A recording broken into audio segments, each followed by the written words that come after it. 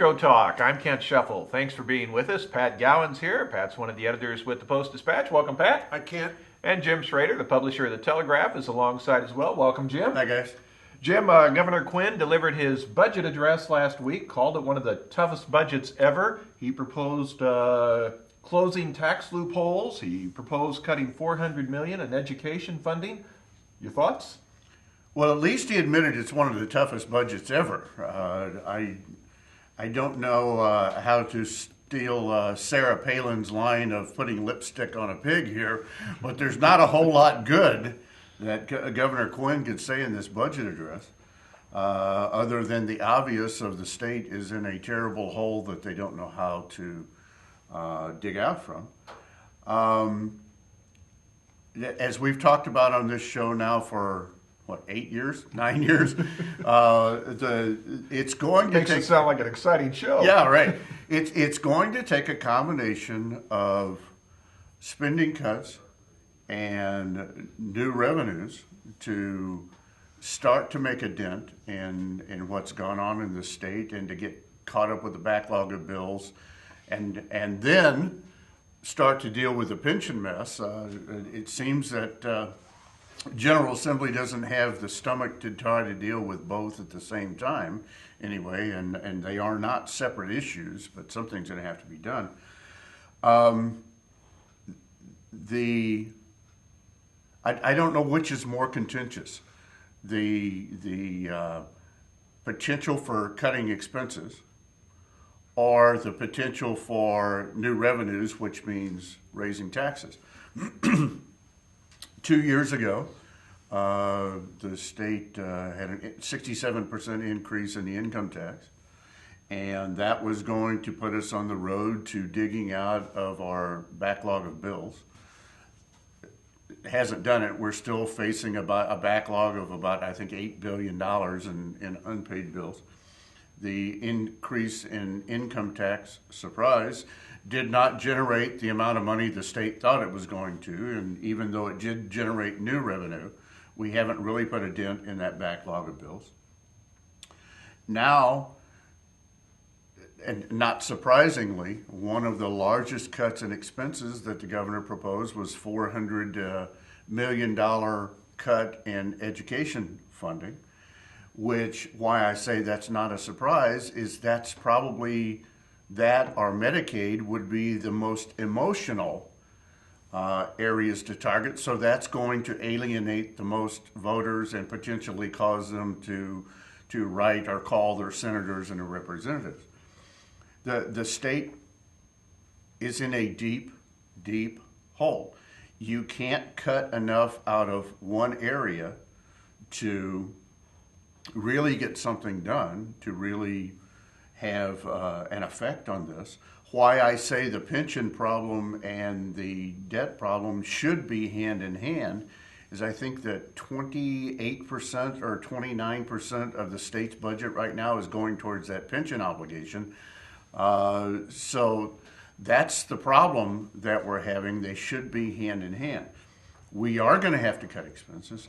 We are going to have to raise new revenues. I don't think a potential of a $200 million close in loopholes to corporations is going to get it done, because the additional $600 million raised by the income tax increase hasn't done us anything, and that was $600 million, and we're talking about $200 million in closing tax loopholes. I wouldn't want his job, but something is going to have to be done, because we're number one, or at the wrong end of the list now for our fiscal mess in this state. I think we're number 50 out of 50 or number 1 out of 50, depending on your perspective. We've got a mess. Pat, the governor has delivered his budget address, says it's one of our worst budgets ever. He's proposed closing tax loopholes. He's proposed cutting $400 million in education funding. Your thoughts?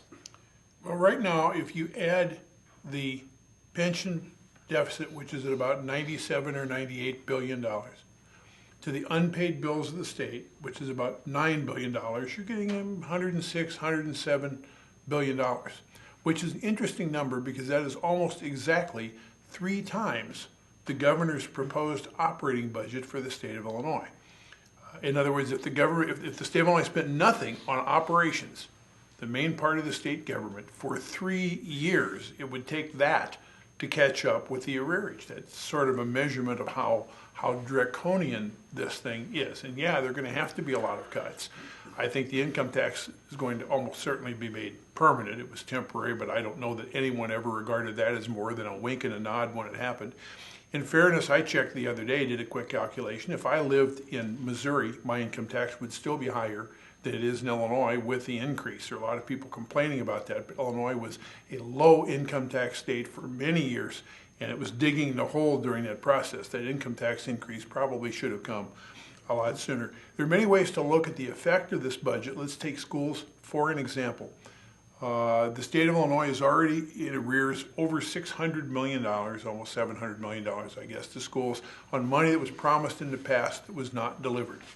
Now, with an additional cut that's proposed by the governor, somewhere in the realm of $400 million,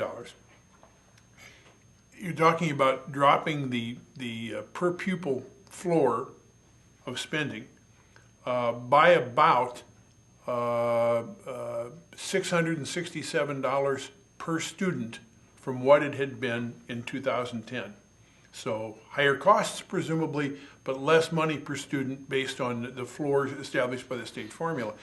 Putting that into more realistic terms, if that were a high school of 1,000 students, that would be $2/3 of $1 million less now than in 2010. I'm not sure how many teachers and benefits you can buy for $2/3 of $1 million, but I would guess it would be somewhere between depending on the pay scale, probably 7, 8, 9, 10 teachers less that you could afford based on the same kind of aid formula. They're just not paying it. So that's a minor example of the problem, and it's also an example of the future, because by pushing more costs back on the schools, one safety valve is for the local school districts to throw up their hands, say, we've had enough, we're going to raise our local taxes to make up the difference, which is, I think, part of the state scheme, trying to push more of it to other forms of government in order to relieve some of the state budget mess. But if I were the governor of Illinois, when the time came for the budget address, my budget address would be return to sender. I wouldn't begin to know what to do with this, and I'm beginning to wonder if anybody does. We need to take a break. We have more coming up. I decided to come to Lewis & Clark because it was close to home, inexpensive. I wanted to become a computer graphic designer, also become an animator as well. Hopefully with this degree, I could break into the video game industry or the film industry. Affordable, close to home, cutting edge technology. Lewis & Clark.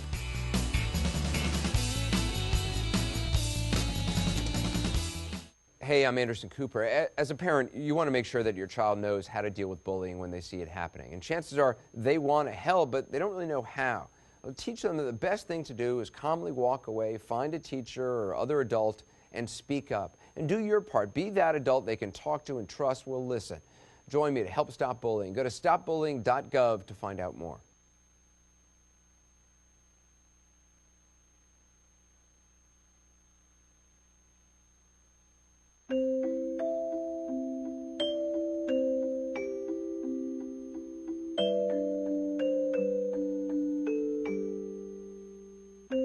Lead paint poisoning affects 1 million children today. If you're pregnant or have young children and your home was built before 1978, you could be at risk. Learn how to protect your family. To find your home's danger zones, the health effects, or just to find help, log on to leadfreekids.org.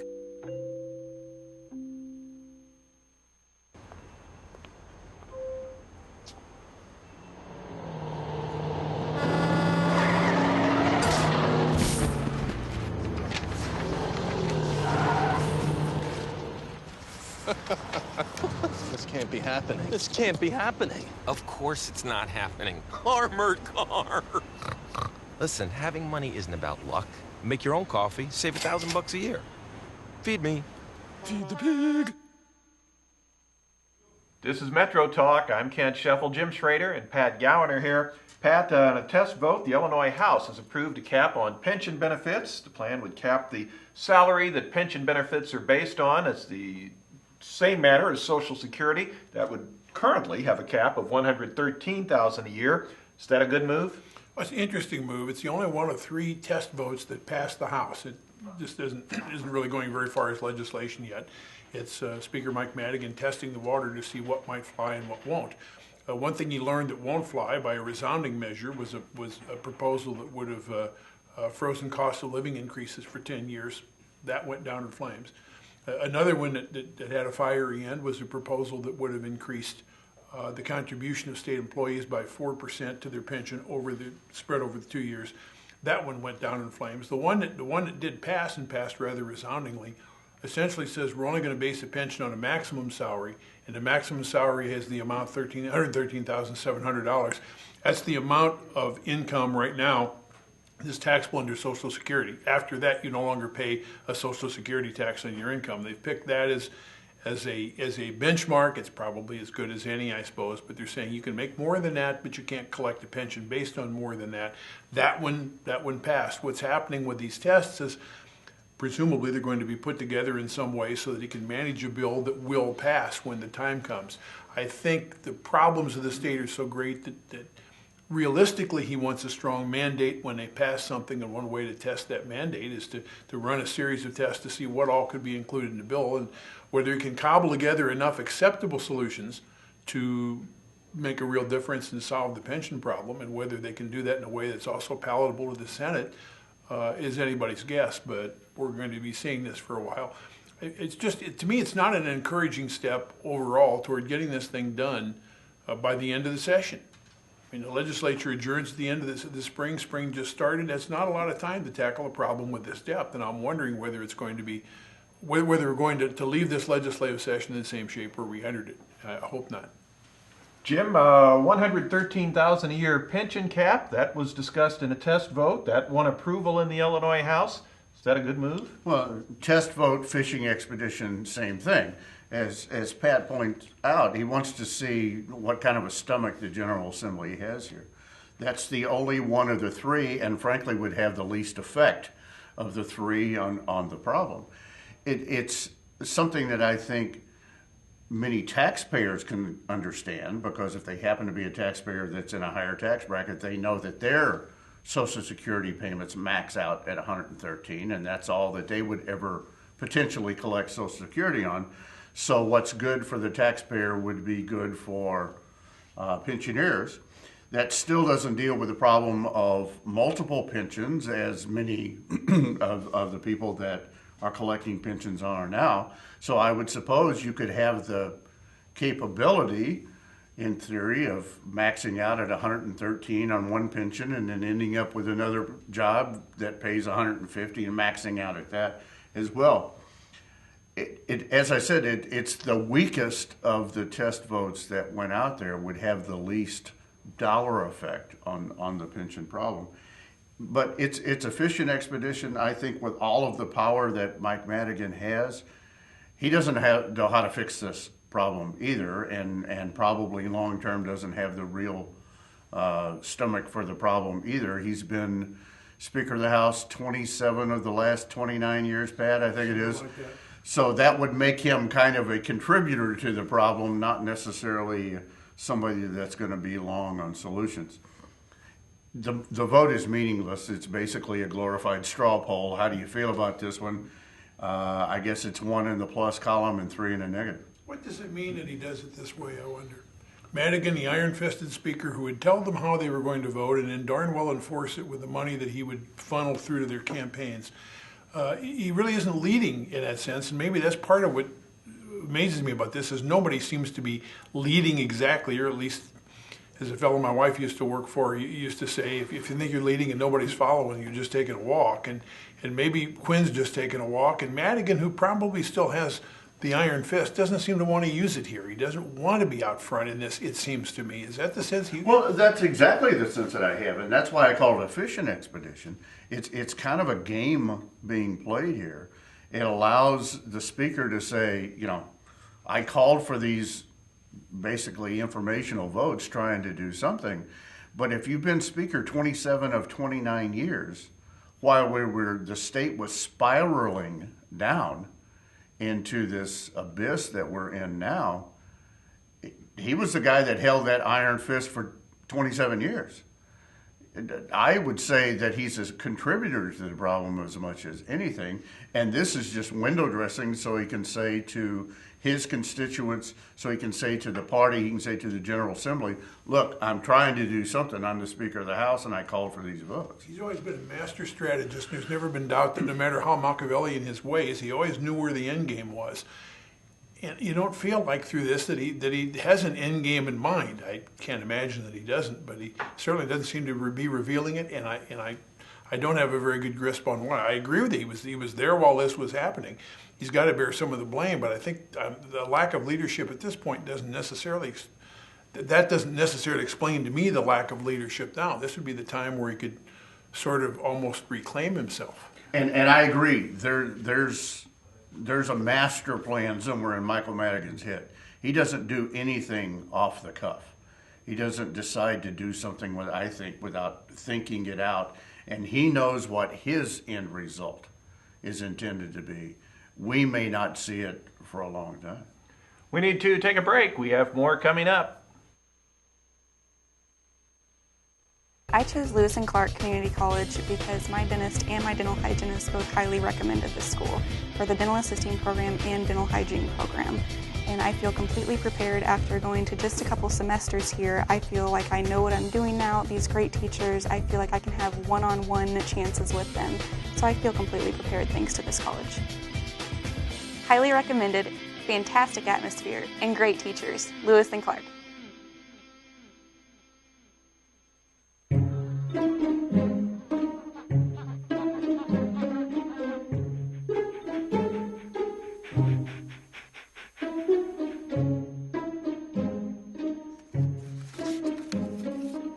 Oh, sweetheart. Can I give you a hand? No thanks, Dad. I got it. Okay. I'm gonna go fix the lamp in your room. You don't have to be perfect to be a perfect parent. There are thousands of children in foster care who will take you just as you are. Packers. Vikings. Packers. Vikings. Packers. Vikings. Red state. Blue state. Vegan. Carnivore. We come from different places. Uptown.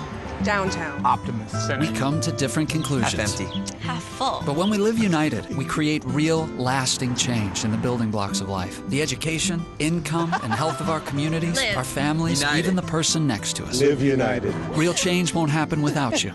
So give, advocate, volunteer, live united. Sign up at liveunited.org.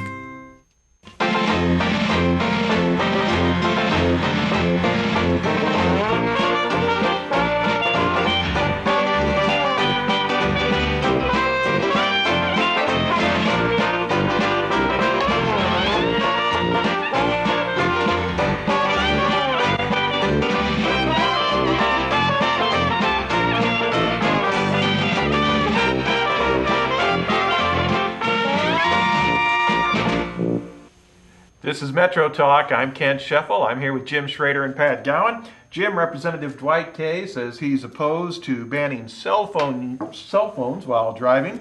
Doesn't want to stop that use. He says the ban would be another example of the government interfering with our lives. Do you agree while you take your phone call? Well, I wasn't paying attention. I'm sorry. What'd you say? Banning cell phones from TV shows. That's the topic. Well, I mean, there's a caveat to this bill that you could continue to use it hands-free. What, in theory, is talking about is the people that were doing just as I was doing, holding it up to their hand while they are driving one-handed down the street and applying their makeup and drinking their coffee from McDonald's. And we've all seen those people. I personally use a hands-free device. We've talked about this on this show before. I think, Pat, you use a speakerphone on your iPhone.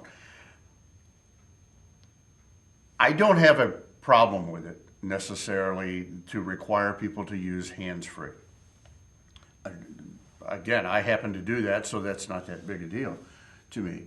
And many new cars, almost of any price now, you can Bluetooth your phone through your car speakers.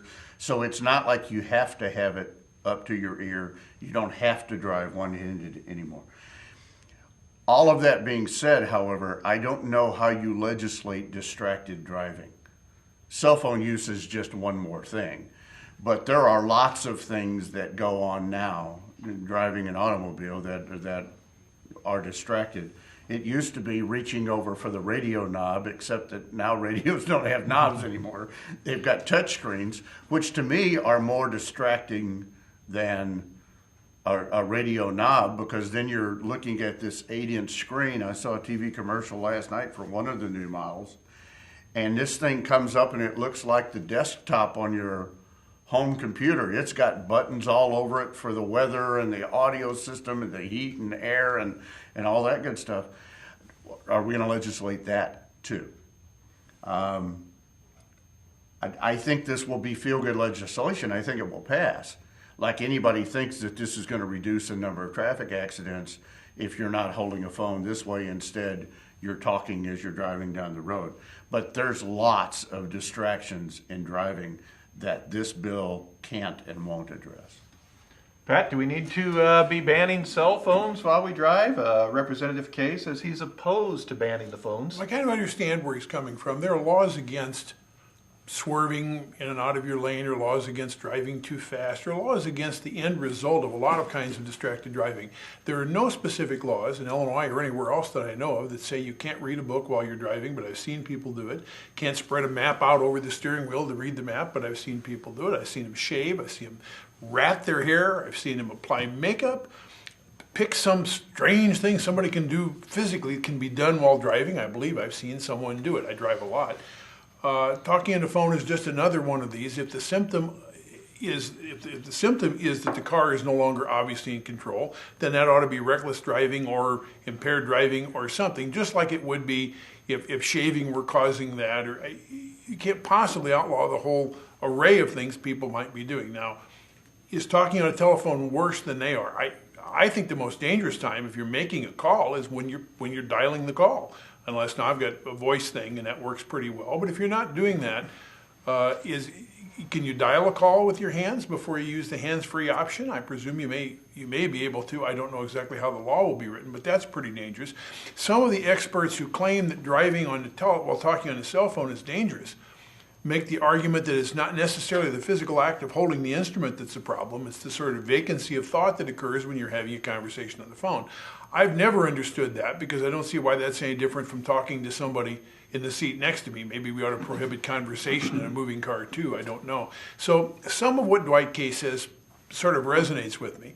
On the other hand, I would like to save lives. I do believe that there are people killed by cell phone use, especially texting and that sort of thing. And it is pretty easy to get around this with hands-free devices. So I'm not all riled up if the thing passes. And by the way, it passed the House 64-46, goes on to the Senate. It may very well become law.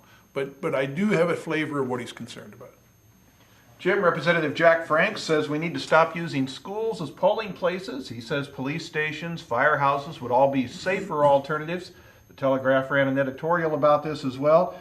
Do we need to get away from using schools as polling places? I don't think so. And by the way, we also did an online poll just to see how our readers thought. We all know that those types of polls aren't necessarily scientific, though I don't know that any poll is.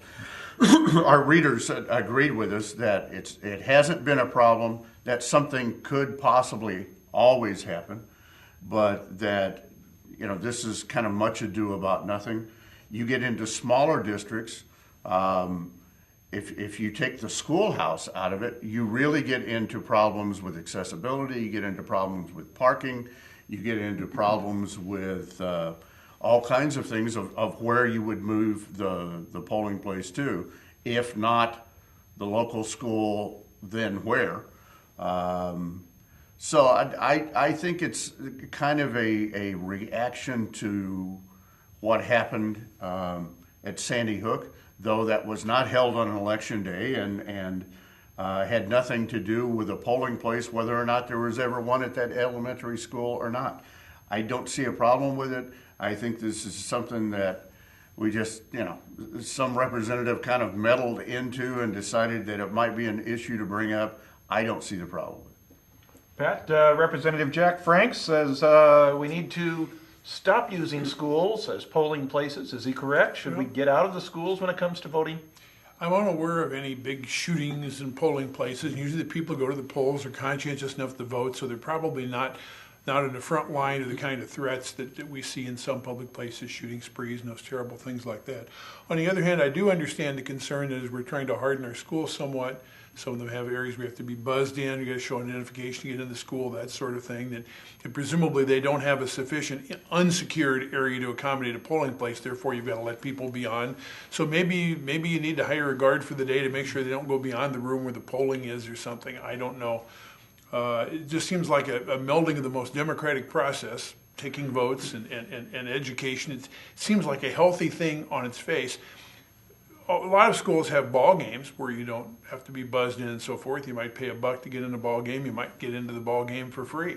So is that really any different when you let people into your security to attend an athletic event with the kids? Is that really so different from letting them attend, a civic event with the polling? It seems like it's the solution to a distant, unlikely problem, and that it may not be worth doing it. And I do understand in a lot of places, largely residential communities, there are not a lot of public buildings or publicly accessible buildings where it's logical to do this. So in our desire to make ourselves completely safe from all possibilities at all times, it seems like this is way down the list of threats. Well, I think the ball games and civic events or plays or musicals or any of those things, if you're worried about somebody coming into the building and then hiding out or doing something not good while they're in there, there's all types of other times that somebody can get into an unsecured school building other than a polling day. One of our callers suggested, well, let school out for that day. Well, the problem that I have with that is many parents, both are working, they have little kids. You let the kids out for school that day, that's going to give them one more excuse not to go to the polls because now they got to deal with the kids. Now I don't want to get the kids out in the snow or the rain or whatever to go down and vote. I don't know that solves anything either. Maybe you use the election as a learning tool for those kids in school, and this is the way a democracy is supposed to work, and this is how elections work, and you use it as a teaching tool. If nothing else, it should be a way to help get parents to vote if they have to go pick up their kids at a polling place. It's a start. Get them there within 50 feet of the front door. That's going to do it for this round of Metro Talk. Thanks for being with us. Jim Schrader, the publisher of The Telegraph, has been here, along with Pat Gowan, one of the editors of the Post-Dispatch. I'm Kent Scheffel. We'll see you next time.